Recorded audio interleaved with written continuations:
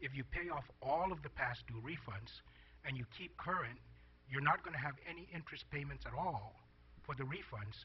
So it would be inaccurate to say that you're saving $14 million a year in interest, and you would have that available to help service the debt.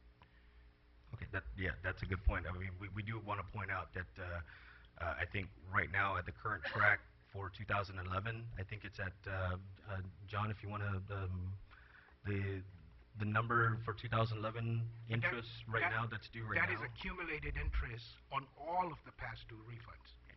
Right. So once you pay off all of the past due, going forward, if you're paying every single year, keeping current, then you would have zero interest you would pay. And that's one of the beauties of this bond is that we don't have to but you're saying realize that interest. But you're saying the way we're going to pay for the bond, the debt service on the bond is the savings of $14 million a year in refunds. I'm just saying that that's what the slide says, and I think we need to set that just straight. The interest, I think, is about 12.1 right now. And it's been as high as 38 million, I think, for 2007, if I'm not mistaken. And you know, the point that we want to make there is that the interest rate fluctuates. I mean, right now it's at 4%, but that interest rate fluctuates. I understand, and the point I want to make is it would not be accurate to say that we can help pay for the debt service on the bond by the savings in interest, because we won't have any interest savings.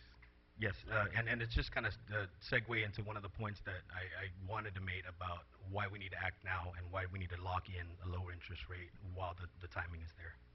So moving on to the next slide. Again, this is just you know, pointing that fact out that that we have that amount rolling off, and then you know, again, we put that interest portion in there. That number totals 25.4.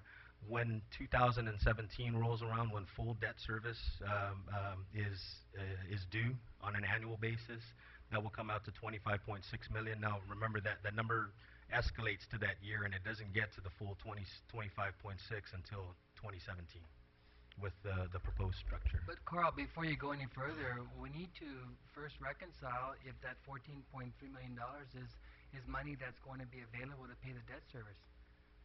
Because I agree with what Speaker Pangilinan is saying. And so that previous slide represents that monies will be available if this bond is going to cover all the past due tax refunds. But if that were the case, you won't have any interest at all. Are we currently paying $14.3 million in cash? We're not, right? But it's accumulating in debt. Sure, no one's going to argue that it's a debt that needs to be paid. But what you're saying is that once this bond is floated to the level that the governor's asking for, then that $14.3 million will be available to service this new debt service. And again, the point that we want to make... I don't think you should go further with your presentation. I'm finally glad that you're able to demonstrate to the legislature and to the people of Guam that are watching just how flawed this misnomer is that $14.3 million is now available to service this new debt. I don't see it. Again, we want to point out the amount of interest. You can't just come here and want to point out, is my point. Every time that the OFB or the Committee on Appropriations or the Vice Speaker or anyone on this panel up here, every time we raise issues with whatever it is that you're trying to present, you just say, oops, and then you want to proceed along.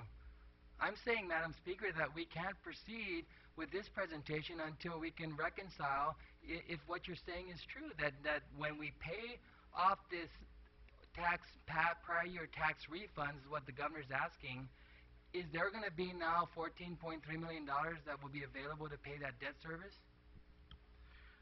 We've shown I believe in John, and I'll turn this over to John Rios, in his revenue and expenditure model for either 5 and or 10-year projection. But part of that expenditure model takes into account the $14.3 million? No, it does not. Then why are you saying that amount is available?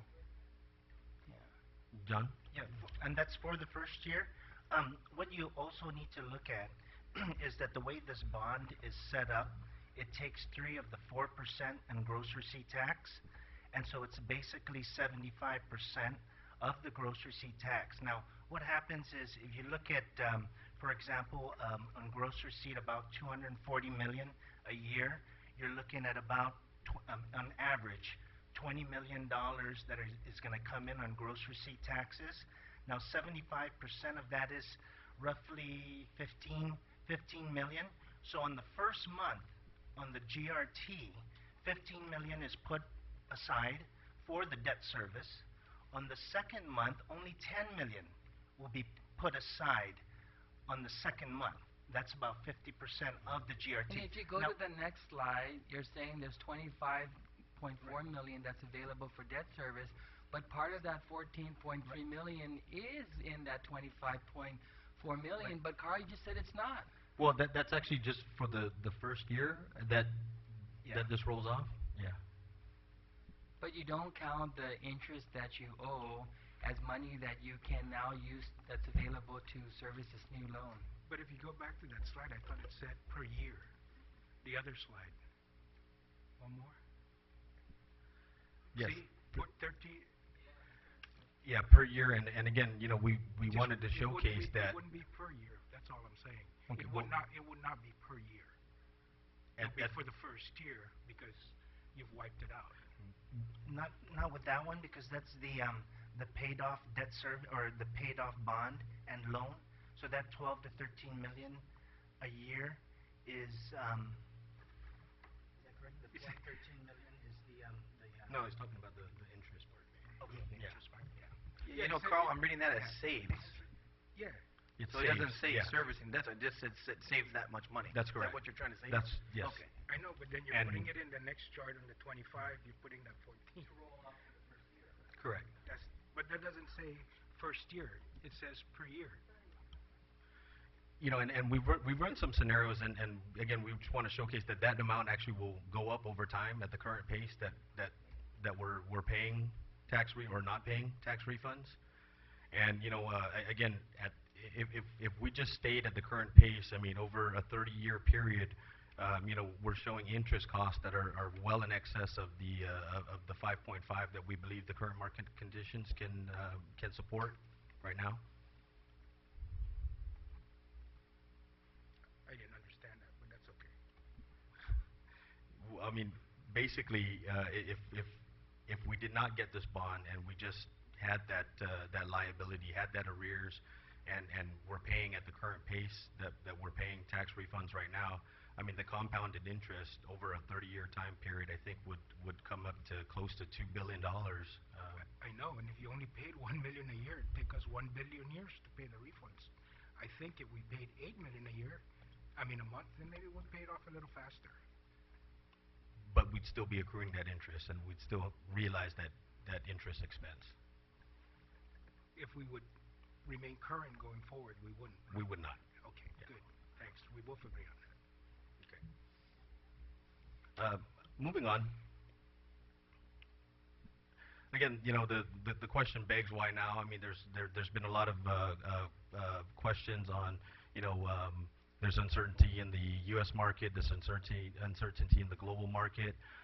You know, again, this could have been many different slides, but you know, we left it to sort of 2 points, and you know, it is the people's money and not the government's money, and the people are actually saying that they want and they need and they deserve their money now. The obvious economic impacts of injecting $311 million into the local economy, I don't think I need to say much, you know, on what the benefit that would be. Again, this is the point that we really like to stress, is that interest rates right now are at historic lows, and just to sort of give you an idea, if the rate moves up 50 basis points for debt service, and this is calculated on roughly about $300 million, it's just an estimation, but we would look at paying an additional $1.5 million extra per year should those 50 basis points go up. So, you know, we don't know what's going to happen in the market, you know, 6-9 months down the line. You know, we have our forecast, and we actually have a couple of handouts that we like to give you, you know, to answer this question about, you know, what are the effects of the U.S. downgrade and what are the effects of the global market uncertainties. And, you know, right now bonds are sort of the safe haven investment, and Investors are sort of taking their money out of equities and going into the safer bond, and so it's a more attractive buy right now in the market. What was the latest pronouncements on the rate increase that was said by Mr. Bernanke in terms of what they expect and will keep the rates at for the next 2 years?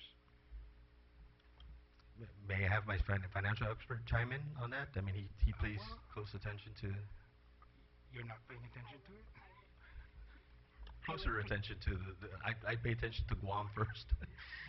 Yeah, well, this is the government bond. We're not here as part of the budget, but we're not here in essence to hear what bond advisors have to say. It's what I could ask Mr. you're Senator Cruz. I think he presenting. knows the answer. The government is presenting. It's 0% what do you know? until 2013. Short-term rates will stay low. It will stay at 0 until 2013. 0.25 maybe. It's absolutely minimal. It's been Is that a projection? no. That's Bernanke say the last That's the Fed Fed's meeting. Projection then, right? No, Or no. The is Fed, it- the Fed. guys that If you control guys understand what that is, the Fed chairman Bernanke said that until 2013, the Fed is not planning on increasing the interest by which the Fed loans out money. And just to clarify, that's the short-term rates. The long-term rates are variable. The short-term rates will stay lower. But we're just saying that And this issue is going to be, I mean, we're proposing a 30-year issue, so there's going to be some longer calls on some of the paper. I understand. Getting into some of the nuts and bolts of the financing right now, we have it on the column on the left. You can see the 2010 and prior tax refunds are showing at about $245 million in arrears. We have the $105 million provision for the 2011 tax refunds that gets us to roughly about $350 million. For our proposed financing, again, the par amount is stated there on top in the middle column at 343.7. Backing out capitalized interest and cost of issuance, we're looking at net proceeds of roughly about $311.6 million, and these will go toward paying the tax refunds that are in arrears. And so essentially what we're saying is that on the column on the right, you see the blue down there at $38.4 million.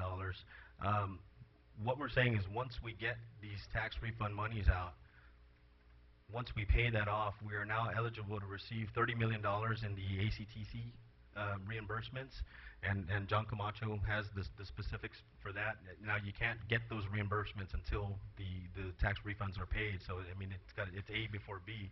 And so essentially when you take the $38.4 million balance and you back out the 30, we're left with about $8.4 million in unpaid tax returns.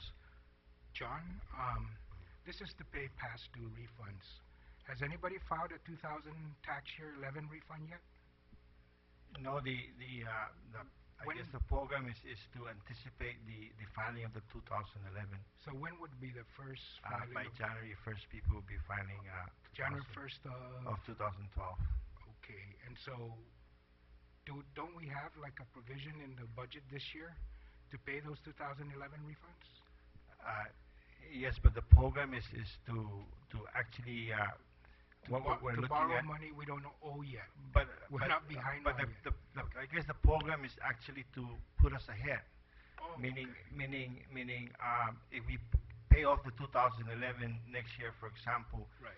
starting fiscal year 2012, we'll be putting aside for 2012, which actually So- is the normal because you're looking at 2012 So returns. this is not to pay past due refunds. This is to pay refunds.